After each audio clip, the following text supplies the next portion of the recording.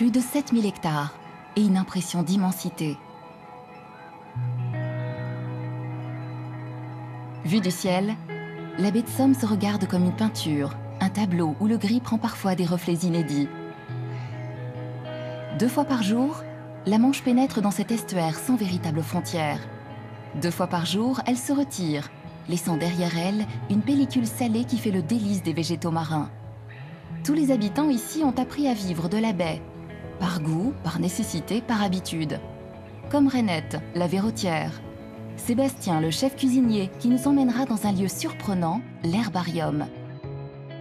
Ou encore Julie, fille et petite-fille de marins-pêcheurs, que nous accompagnerons en mer pour y chercher des crevettes grises.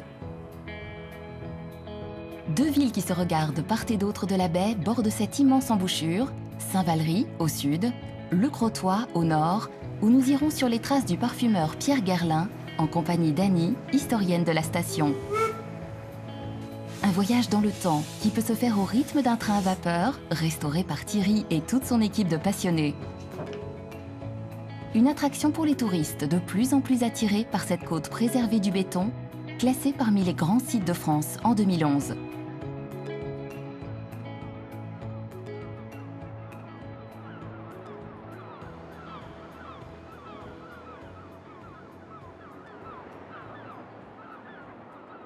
La baie de Somme se découvre à pied, à marée basse.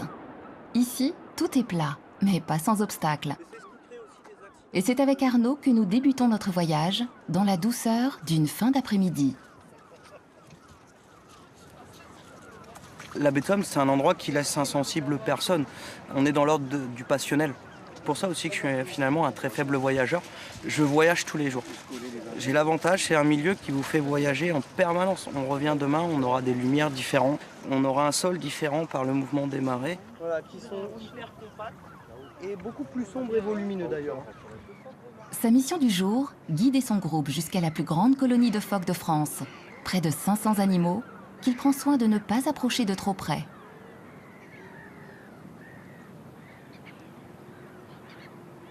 Le phoque, c'est le sommet de l'iceberg en fait. La règle d'or, c'est que s'il y a des phoques, c'est qu'il y a le milieu naturel pour l'accueillir.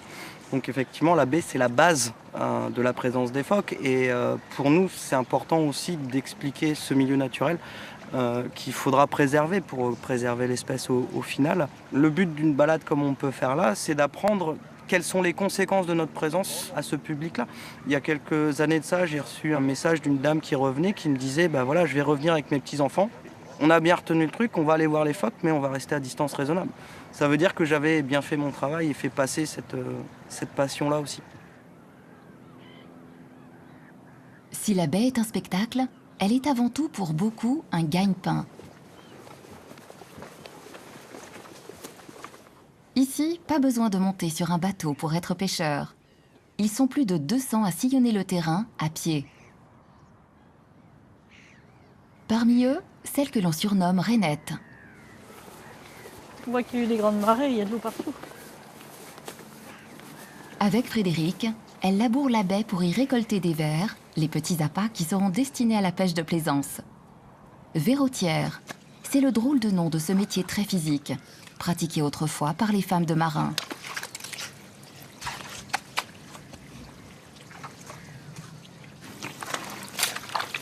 Mes parents faisaient ce métier-là, donc je suis tombée dans le bouillon quand j'étais petit. J'ai commencé à 9 ans.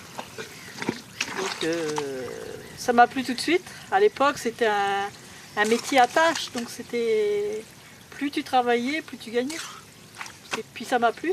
Travailler dehors, c'était génial. Puis je suis restée. Je suis la seule qui suis restée de la famille. On travaille au rythme des saisons, au rythme des commandes. On travaille dans la nature. Quand même un décor majestueux, on a le grand air, on a le plaisir de ne pas avoir de patron sur le dos, on est notre propre patron. Il faut être en bonne condition et puis faut pas s'écouter, faut pas se leurrer. Hein. On a mal partout, tous les muscles sont quand même sous tension. Hein. On fait partie du paysage parce que justement en tant que pêcheur à pied, il y a plusieurs activités. Il y a les vers, il y a les coques, il y a les végétaux marins, il y a les gars qui font les moules, c'est très très varié.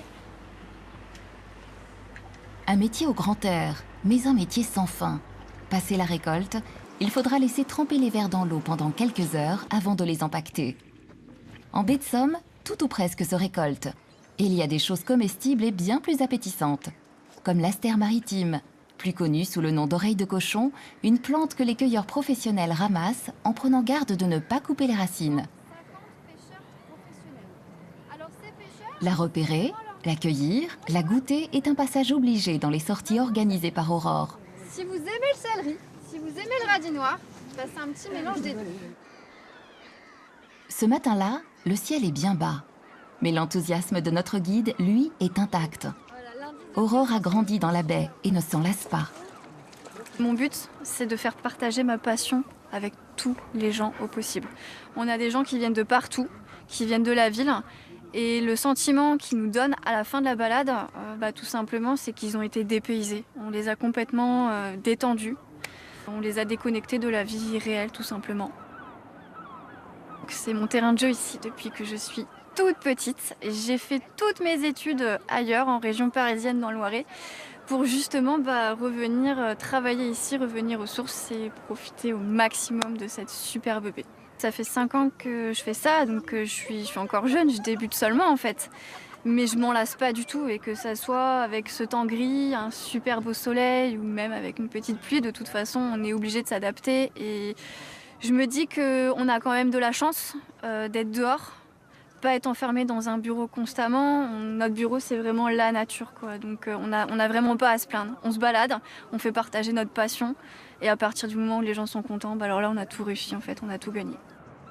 L'autre produit phare de la région, c'est la salicorne. Une petite plante croquante et salée. 90% de la production française vient d'ici. Des ressources naturelles que l'on retrouve évidemment dans l'assiette. Dans la cuisine de ce restaurant, les plats ont la saveur de la baie. Et pour cause, Sébastien, le chef, s'est lancé un défi. Travailler uniquement avec des productions locales.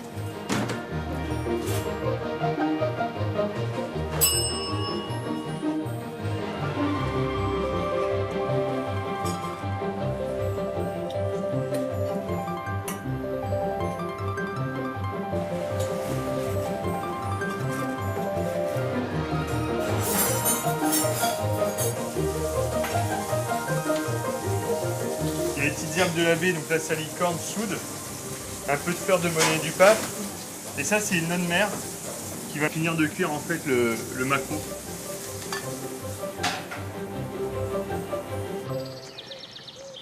Quand il n'est pas au fourneau, c'est ici qu'il vient chercher les plantes et les fleurs dont il a besoin. L'herbarium, un nom évocateur pour un lieu protégé qui se visite au cœur du vieux Saint-Valery.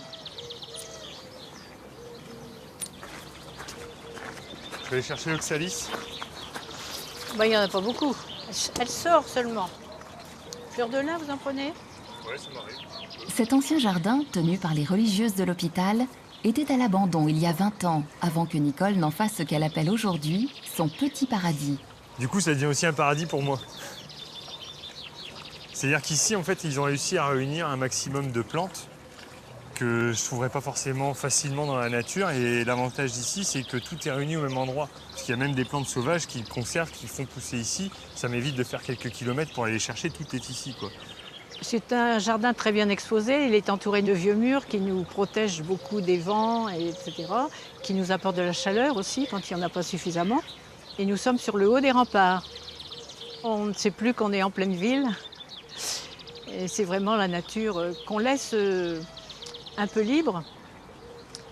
On la dirige un petit peu quand même. Mais toutes les plantes qui veulent venir peuvent venir. On n'emploie jamais le terme mauvaise herbe. Et l'avantage ici, c'est de pouvoir cueillir propre. C'est-à-dire que comme je vais les utiliser de façon alimentaire, il n'y a aucun produit chimique. Il n'y a aucun produit chimique. Les coquelicots, tout ça, je sais qu'il n'y a pas eu de désherbant. Tout est clean.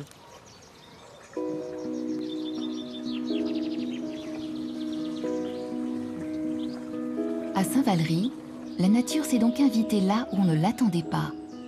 À 2 pas des rues médiévales de la ville haute et des murs en galets de l'église Saint-Martin. Protégée par ses remparts, la ville domine une terre limoneuse qui permet bien des cultures. Quelques kilomètres plus loin, nous voici désormais dans la ferme de Florent, un maraîcher qui cultive bio. C'est ici notamment que notre chef cuisinier vient s'approvisionner en fruits et légumes. Oh, regarde, une bien grosse. Comme ça, quand tu vas croquer dedans, tu vas t'en foutre partout. Regarde-moi celle-là. Elle est énorme. Ah si, t'as réussi. Il l'avait dit que j'allais m'en mettre partout. Notre objectif à nous, restaurateurs, enfin en ce qui concerne le mien d'objectif, c'est de mettre en avant tous leurs produits, montrer qu'en baie de Somme, même en Picardie, il y a une multitude de produits qu'on ne connaissait pas. À Saint-Valery, par exemple, on était des gros producteurs de carottes de sable. Le Warrien, donc le Valéricain à la base, on dit que c'est un maqueux de carottes, donc un mangeur de carottes. Voilà, il y a une grosse aussi partie maraîchère dans la vieille ville de Saint-Valery-sur-Somme à la base. Mais même moi, qui suis sorti de l'école hôtelière en 2005, je ne savais pas qu'il y avait autant de produits. Et même à l'école, c'est même dommage qu'on ne nous apprenne pas ça. La baie de Somme, terre nourricière depuis toujours. Un territoire, un terroir qui offre de belles récompenses à tous ceux qui se donnent la peine de le travailler.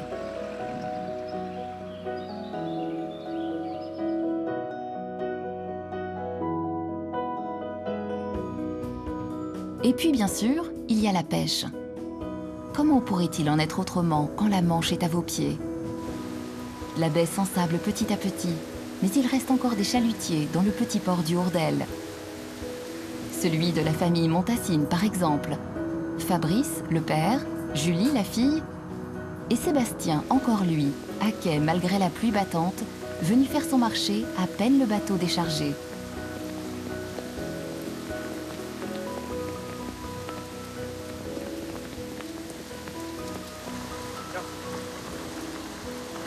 Ouais, je prends les chipions.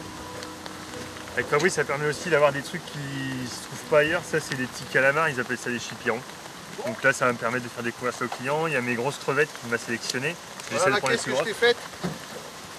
La petite pêche, il m'a mis les petits barbets, Quelques blancs blancs sèches, sèches. ok, et puis le petit saumon. Ouais. Donc ça, c'est rare. Hein. Quelques sardines, tu les prends? Ouais, les scellants, je les prends. Et puis, je vais te prendre une dizaine de chinchas. Ce jour-là, la prise fut bonne pour l'équipage, après plusieurs heures passées au large.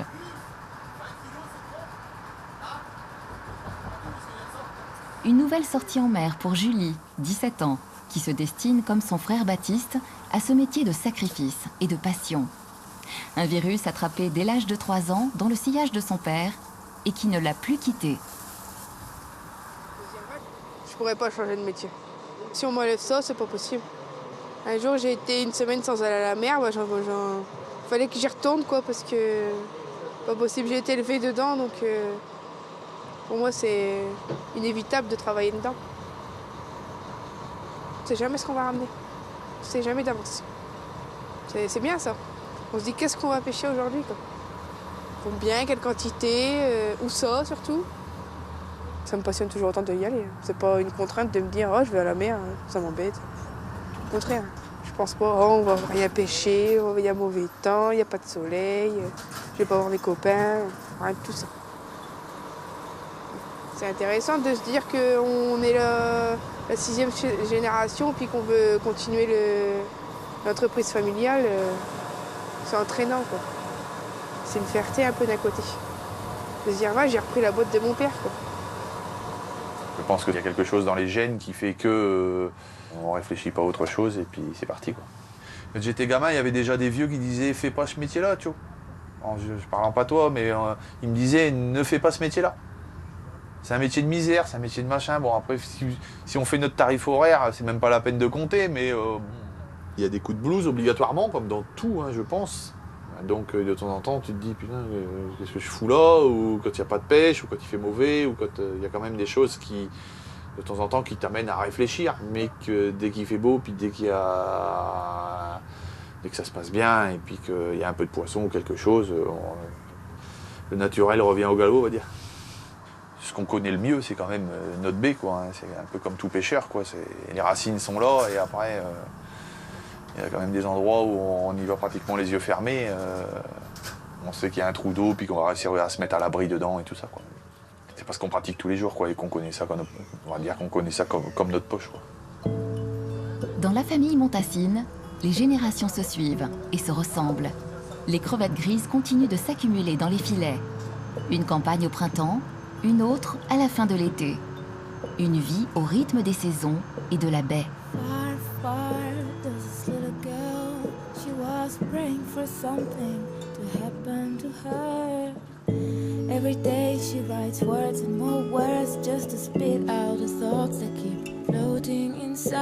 Quelques kilomètres plus bas dans l'estuaire, les bateaux de plaisance ont remplacé les navires marchands.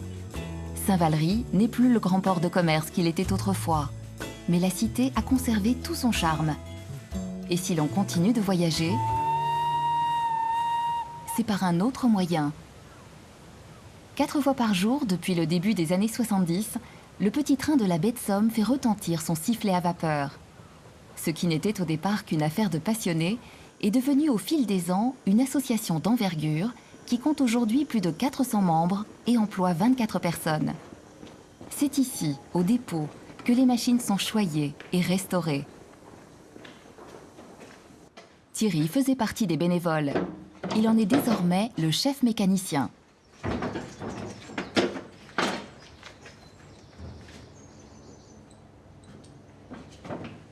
La baie de Somme sans petit train, ça serait... On pourrait plus s'en passer, je crois, maintenant. Tous les gamins qui vont à l'école, tout ça, tous les dessins qu'ils font, c'est des trains à vapeur. Les panneaux qui indiquent qu'il y a un passage à niveau sur les routes, c'est des trains à vapeur. Au début, il y avait quoi, 5-10 000 voyageurs. Maintenant, on est arrivé presque à 200 000 voyageurs. Moi, ce que j'aime, c'est de restaurer ces vieilles locomotives. Cette locomotive-là, quand même de 1889, la même année que la Tour Eiffel. Et celle-là a une histoire incroyable. C'est qu'elle a été construite à Denain et elle est partie aux États-Unis pour creuser le canal de Panama. Et un jour, dans les années 90, je crois, on l'a vue sur une annonce qu'elle était à vendre et on a été la récupérer et là-bas, elle est revenue dans un conteneur. Et on l'a restaurée, on l'a remis en circulation en 2000. Ça s'allume comme un poêle à charbon avec du bois, du papier. Après, il faut faire monter la pression de la chaudière. Il faut qu'on soit à 12 bars. Après, il y a le plein de charbon à faire, le graissage, le nettoyage. Et puis après, on est prêt à partir. Au bout de 4 heures, il faut 4 heures de préparation.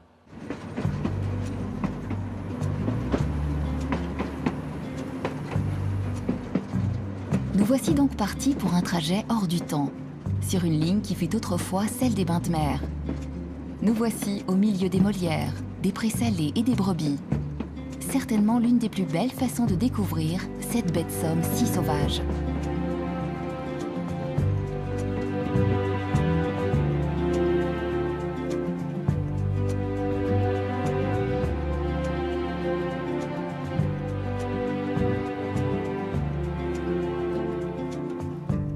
Black lover, rise again.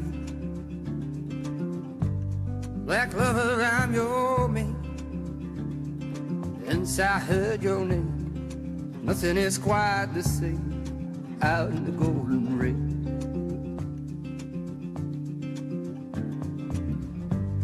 Black lover, go to bed. Everything's been said. Since I heard your name, nothing is quite the same out in the golden rain. À mi-parcours, les trains partis du nord et du sud de la baie se croisent et se retrouvent en gare de Noyelles-sur-Mer. Un arrêt technique, le temps d'inverser les locomotives.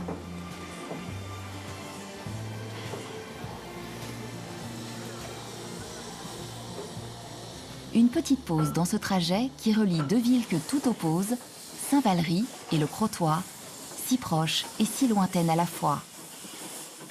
Deux histoires, deux identités différentes que nous détaille Sylvie, membre de l'association qui gère le chemin de fer, le trait d'union idéal entre les deux rives de la baie. À Saint-Valery, on est un port de commerce avec une bourgeoisie. Au Crotoy, historiquement, c'était davantage des pêcheurs. D'ailleurs, il reste beaucoup de bateaux de pêche au Crotoy. Et des gens qui ont su entrer dans l'ère des stations balnéaires beaucoup plus que Saint-Valery, qui n'en avait pas besoin finalement pour survivre et exister. On est calqué sur l'histoire de tous les chemins de fer, avec la ligne Paris-Boulogne, qui date de 1848. C'est une ligne très importante puisque ça rejoint le nord de la France hein. Tout le réseau nord était le réseau le plus important et le chemin de fer, comme partout, hein, a contribué à l'émergence de toutes ces stations balnéaires. Et sur ces trains, sur ces rames avec ces vieilles voitures, eh bien, il y a des gens comme Colette qui venaient en vacances au Crotoy. Eh bien, elle fait exactement comme nous. Elle prenait ce train, ces voitures, et elle venait en villégiature au Crotoy. En débarquant du train, voilà le paysage que les voyageurs peuvent découvrir. Une exposition plein sud, une plage de sable fin. Le Crotoy a conservé les attraits qui ont fait d'elle une station balnéaire prisée dès la fin du 19e. Grâce au chemin de fer, les estivants arrivent d'Amiens, d'Arras ou de Paris. Parmi eux, quelques célébrités. Colette donc, mais aussi Toulouse-Lautrec ou Jules Verne avant elle. Avec Annie, historienne des lieux, nous partons à la rencontre de celui qui fut le premier à déceler le potentiel de cette côte, Pierre Guerlin. Il y fait construire cette villa, qu'il appelle son petit manoir, mais pas seulement. Pierre Guerlin, donc l'inventeur des parfums, était né à Abbeville tout à fait à la fin du XVIIIe siècle. Et évidemment, il connaissait cette région, il connaissait cette baie. Et très tôt, il a souhaité ici installer un établissement de bain, un hôtel-établissement de bain. Ce qu'il fait dans les années 1850. C'est le premier grand nom ici et c'est un des précurseurs pour faire ici une station balnéaire. Il a senti que c'était un endroit qui pouvait être exceptionnel. Et le Grand Hôtel, pendant un certain temps, a très bien fonctionné. Après, malheureusement, les problèmes d'entretien, les problèmes de guerre font qu'il a été démoli après la Seconde Guerre mondiale et il n'en reste rien. Mais c'était vraiment un des points phares de la station balnéaire. Nous poursuivons notre balade en empruntant quelques rues typiques où les petites maisons de pêcheurs rappellent le Crotoy d'autrefois. Mais c'est bien sur le front de mer que se trouve la signature de la ville. Avec ses 2 tourelles dont il tire son nom, cet hôtel est un repère pour les promeneurs et offre une vue imprenable sur l'estuaire.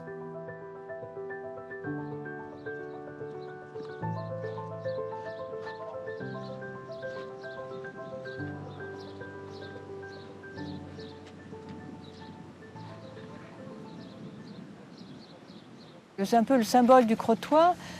Donc c'est une villa d'estivants qui a été construite par Monsieur Lecoq. D'ailleurs, on voit le coq sur la façade.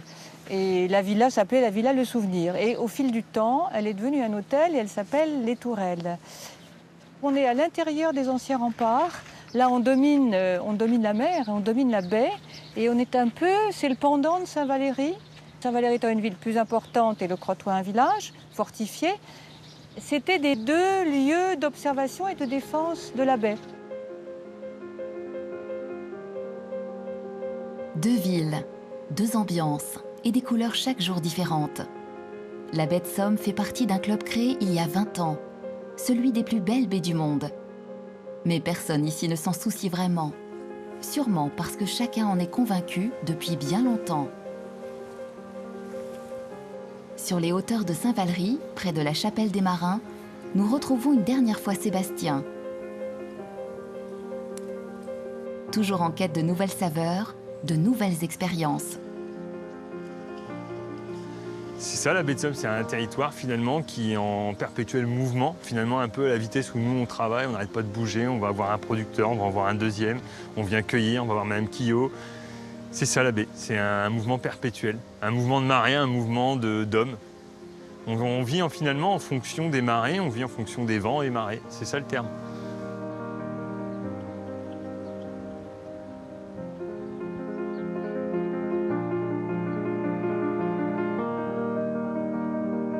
La Somme, ce petit fleuve côtier qui parcourt la Picardie d'est en ouest, a donc décidé de finir sa course ici, dans un final grandiose. Derrière ces paysages paisibles se cache une vie animée.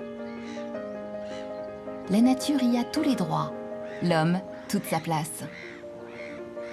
Et aussi loin que l'on regarde, rien ne semble devoir interrompre cette belle harmonie.